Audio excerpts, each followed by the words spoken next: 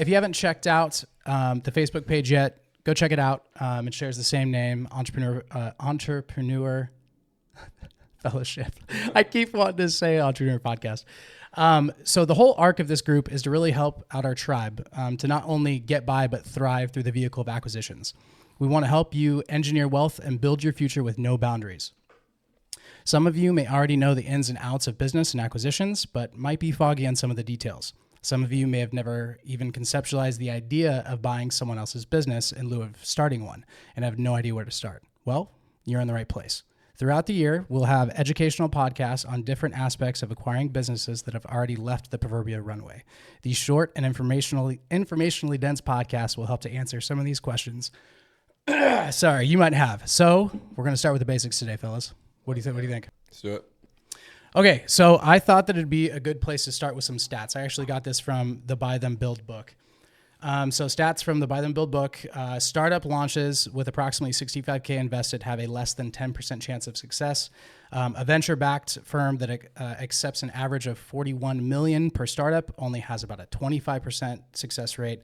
80% of small businesses that transact are under the $1 million mark. And according to the Small Business Administration, the SBA, the amount of small business loans that go delinquent are running about 2%. This means the potential $1 million at risk has a 98% chance of success. Boom. Boom. So one of the main questions I'm getting from people when I'm talking about this is, what is the risk? That seems pretty good. So maybe we can dig into that a little bit. Yeah. So the risk, there's always risk associated with buying assets, right? So I don't want to sit and mislead anybody and say, hey, there is no risk whatsoever, because I don't feel like I'd be doing anybody a service. But the risk compared to building a business from scratch, starting from scratch, the risk compared to even buying some forms of real estate, the risk is pretty low if you buy correctly. And I think it all comes down to the business you buy is going to determine the risk.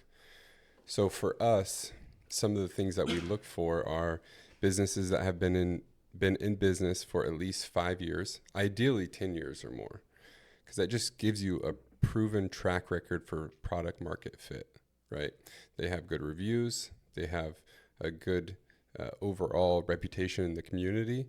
And if you're buying something that's already established and you go through proper due diligence, I think the risk is pretty low. What do you think?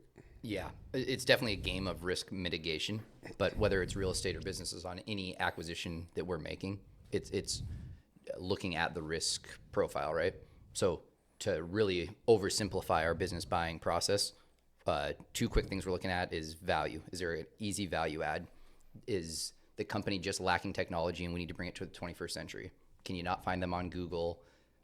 Would throwing gasoline on the sales efforts greatly increase it? After the value add would be. I think that probably the most. Sorry to cut you off. I think the most important part to mitigate the risk is the financing structure, how you structure the financing, the seller financing, or the SBA loan.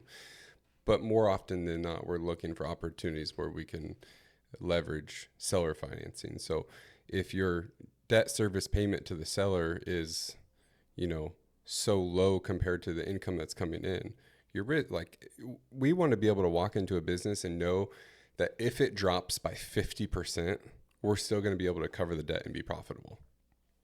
Wow. Yep. Those are massive. Yep. I would say to finish my risk calculator here would be the risk could, when we're looking at risk, is there heavy concentration? If they lost one customer, could 30% of revenue disappear the next day?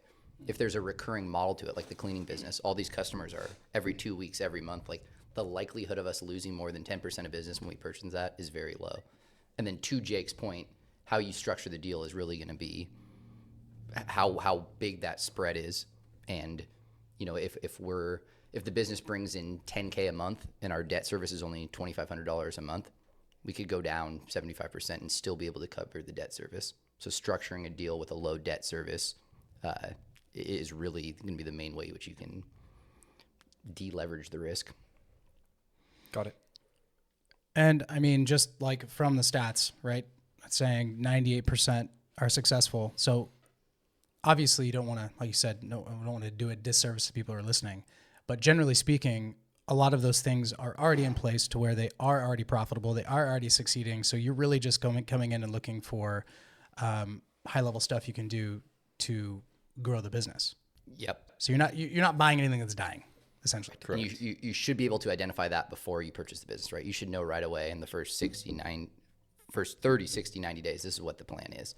And when you already have a business in place, we're just working on the high level, big needle movers versus starting a company. You are unfortunately spending so much time just building out that infrastructure and still proving proof of concept at that point.